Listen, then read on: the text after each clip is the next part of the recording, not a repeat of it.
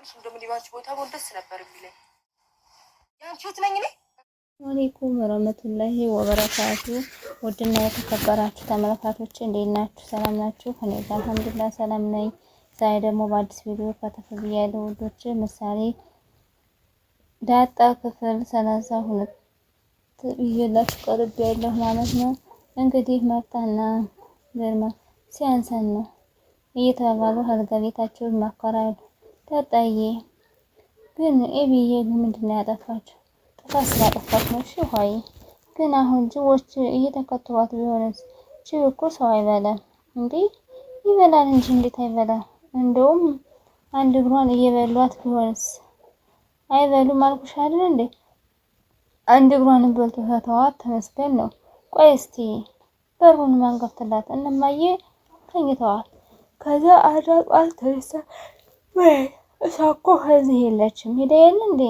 ኤቢዬ ስታሳዝን። አንቺም እና አባዬን ታልሰማሽው አቤት ያስወጡሻል። እኔ እኮ ምንም አላጠፋም የሚሉኝን ሁሉ ነው የምሰራ። ግን መኝታ ቤት ሆኖ የሚያወሩትን አልሰማም። ለምሳሌ ባለፈው ሲጃራ እንደጠጣሽ፣ ስራ ማለት እንደወጣሽ፣ የባለየ ውስጥ እንደገባሽ ቢሰሙ ይሄ ከቤት ያስወጣሻል። ኧረ ምንም እንግዲህ በኋላ ምንም አላደርግም እንዳታደርጊሽ። አሁን አምሽተናል ግቢና ተኝ። ግን ኤቢስ ጠዋት ትመጣለች። ኤቢ ይኸውልሽ ዳጣ እዛ እኮ ካሜራ አለ። አዎ አሉ። አሁን እባክሽ ተነሽ ለስትላተይ ፍጥጥ ታየችና መጨረሻ ላይ ዳጣ አታላይ ሆናለች። ይኸውልህ ከዛ መጨረሻ ላይ የሰው በሞላበት አካባቢ አሁን እኮ ከአውሬው ይበልጥ ሰው ነው የሚያስፈራው። ግርማ ምንም ብትይ የሚቀየር ነገር የለም። አሁን አርፈሽ ተኝ። ቆይሽ እስከ መቼ ነው እንደዚህ የምንቀጥለው? ማለት በምን ጉዳይ? ኤቢ በዳጣ ምክንያት ነው እንደዚህ የምትሆነው። የዳጣ ከዚህ ቤት መኖር ውስጥ በጣም ያስጨንቃታል። ለምን ነው የሚያስጨንቃት? እሷ ምንድን ነው ያደረገቻት ነገር? እስኪ ንገሪ ማርቴ። እሷ እንደ እህቷ ነው የምታያት። ምንም አልወሰደችባትኝም። ኧረ እሱማ ልክ ነህ። ዳጣ እኮ ምንም ጥፋት የለባትም። እንደውም ስትናገራት ስታሞግሳት ነው የማያት። እና ምን አቀማቻት? ታስጣለቻት? ምንም አላደረገቻትም። ግን በቃ አልወደደቻትም። እና ምን አድርግ ነው የምትይኝ? ብሎ ስትለው ደምዬ እናት ነኝ እኔ ካልተስማማን በቃ እንደምንም ብለን ሌላ መንገድ መፈለግ አለብን። እንዴት እስከ መቼ ድረስ እንቀጥላለን? ምን እናድርግ? ይኸውልህ ለዳጣ በአቅራባችን የሆነ ቤት እንፈልግና እንከራይላት። እሷ እየመጣች ከዚህ ትጫወት። ለምን ሲባል አብዬን ከዳጣ ጋር ተስማምታለች። አይ የምትል ከሆነ እጇን ጠፍሬ ከዚህ ሀገር ነው የማስወጣት። እንዴ ቆይሽ ምን ችግር አለው? ወይ ለሲሳይ ደውልለት፣ ካልሆነ ደግሞ ለኔ ቁጥር ስጠኝልኝና እኔ ልደውልለት። አያስፈልግም ማርትዬ፣ ዳጣ ከዚህ ቤት አትወጣም። የደረሰችባት ነገር ስለሌለ ያብዬን ላጎደልኩባት ነገር የአባትነት ፍቅር የለም። ዳጣ ስለመጣች እሷ የጎደለባች ነገር ካለ መናገር ነው ያለብሽ። እሺ ይሄ ነው በይኝ። ልክ ነህ። ምንም አላደረገችንም። ይሄው በቃ በናታን ጉዳይ ይመስለኛል። በእርግጥ እሱንም ሆነ እርቃለች። ዳጣ ከወደደ እሷ አብዬ ምንድን ነው ሴት ልጅ ናት። አትደፍረው ነገር ናታንም ቢሆን አልፈልግሽም አልወድሽም ብሎ ካላት ለምን መጣበቅ ነው? ትሰሚኛለሽ? እንደውም ከዚህ በኋላ ከናታን ጋር ያላት ግንኙነት እንድታውቀው ነው ማደርግ። እሺ በቃ ቻው። እሺ በቃ ተወደሪ። እሱ ይፈጥራት ከላት ይሆናት እንጂ ምንም አላደርጋትም።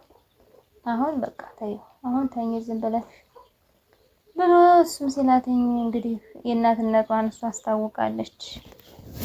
ምክንያቱም የምትሰራው አብዬ ከብትባል አትሰማ፣ ስትነገር አትሰማ። መጨረሻ ላይ ለእናትና ለአባት ጣጣ ሆነች። እንግዲህ ግርማም ለማንኛቸው ሆናለሁ ብሎ ተናገረ። ቁማ እያየች ነበረ በጨለማ። ናፍቄሽ ነው የደወልሽ ያለች ኤቢ እንግዲህ በጨለማ እሱም ግርማን እንግዲህ ውስጡ እያሰላሰለ ነበር። ምን መኝታ አለው? ማርታም በጭንቀት ውስጥ አሁና እያሰበች ትገኛለች። የምትለው ጥፍት ብሎባትኝ ልቅሷንም ፈጣሪዋንም እያቀላቀለ እየለመነች ነው።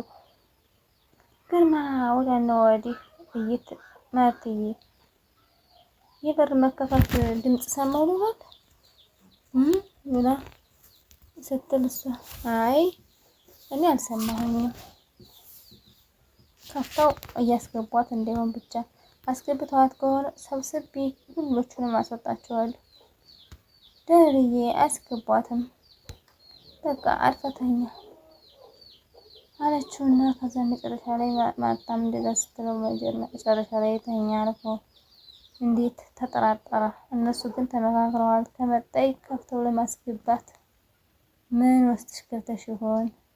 ይሄኔ የሰከረ ሰው ይሆን ያስጨነቅሽ ይሆናል ብልላክላክ ይሆን? ለነገሩ ግልጥ ናት። አልጋ ላይ ትችል ይሆናል። ስልክ ልደውልላት እንዴ አየ እያለች የእናት ነገር እንደጨከንማ ማወቅ አለባት። አሁን ተደወልኩላትማ ድምጿን ከሰማሁማ አያስችለኝም አለች።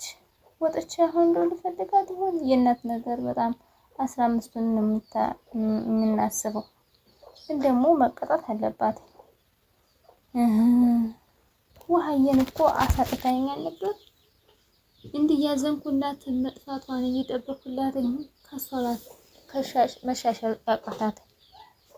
የእሷ ነገርማ እያለ ማርቲን እንግዲህ ብቻ ምክንያቱም የሰከረ ሰው እንትን እያላን ነበረ። ከዛ መጨረሻ ላይ ዳጣ ትገኝና ታያቸዋለች።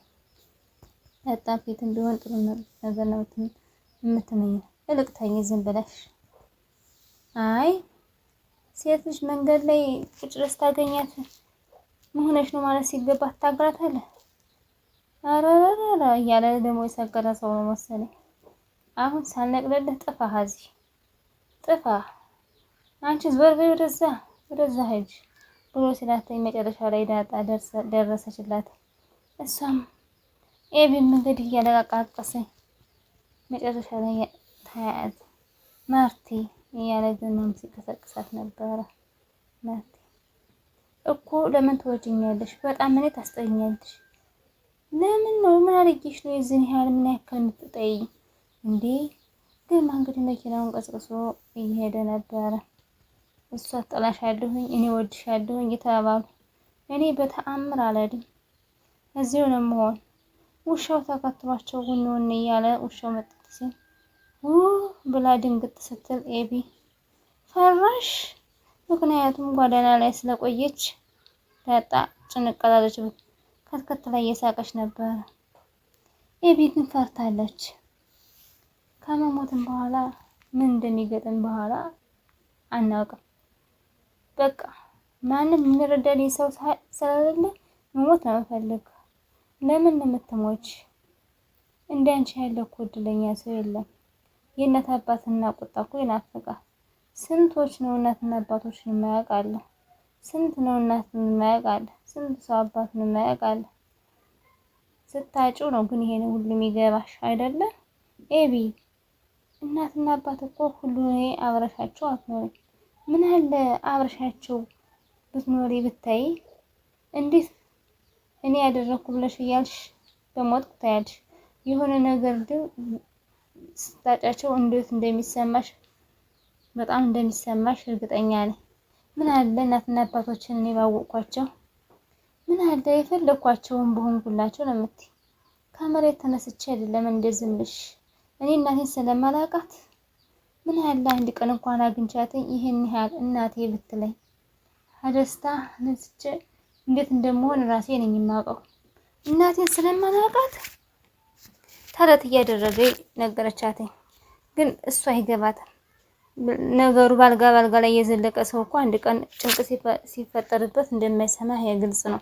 ውድና የተከበራችሁ ተመልካቾቼ የዛሬ ቪዲዮ ይመስል ነበር። ላይክ፣ ሼር፣ ሰብስክራይብ ማድረጋችሁን አትርሱ። ለምታበረታቱኝ እጅግ አድርጌ አመሰግናለሁኝ። አበረታቱኝ። አዲሶች በኮሜንት መልሳለሁኝ። እንግዲህ አልፎ አልፎ ያልመለስኩላችሁ ኢንሻአላህ እመልሳለሁ። ስራ ስለሚበዛብኝ ነው። ያው እንግዲህ